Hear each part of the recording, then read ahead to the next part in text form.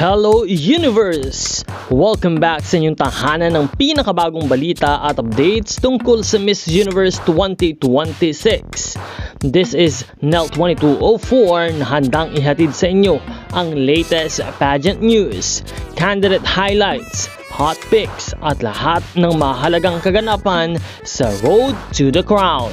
Kung mahilig ka sa beauty pageants, siguraduhin nakasubscribe at pindutin ang notification bell para lagi kang updated.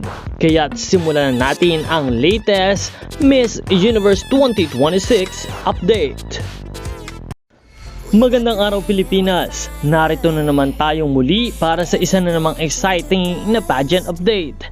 Habang papalapit ang Miss Universe 2026 competition ay lalong umiinit ang usapan sa social media tungkol sa posibleng national costume na isusuot ng ating pambato na si Bea Miliano-Windorski.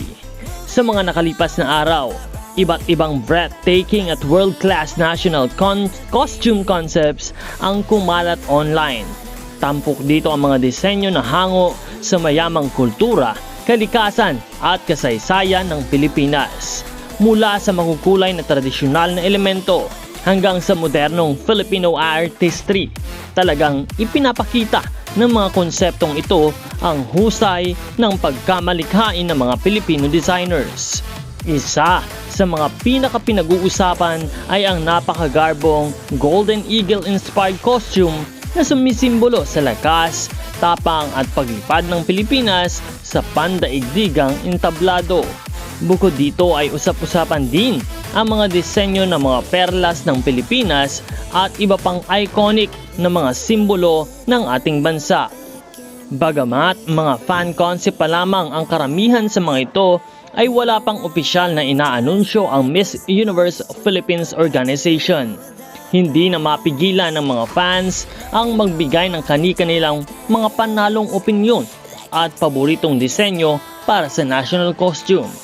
Marami ang naniniwala na may malaking tsansa ang Pilipinas na muling mapansin sa national costume competition kung makakapili ng kakaiba, makabuluhan at world-class na disenyo. Hindi maikakaila na isa ang Pilipinas sa mga bansang laging inaabangan pagdating sa mga creative at iconic national costume sa Miss Universe stage.